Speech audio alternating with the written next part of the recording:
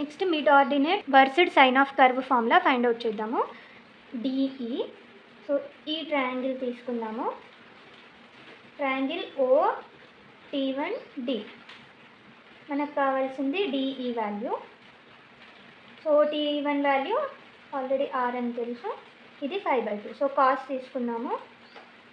Cos 5/2 is equal to adjacent side by hypotenuse. So adjacent side OD, hypotenuse R.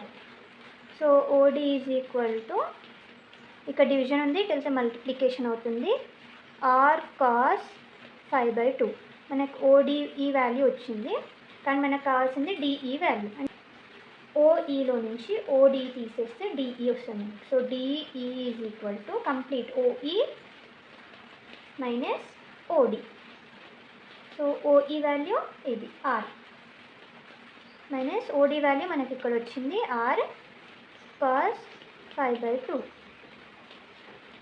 So DE value is equal to, రెండిట్లో R common ఉంది, R బయటికి తీస్తే R into 1 minus cos 5/2 meters. So mid ordinate formula R into 1 minus cos 5/2 meters.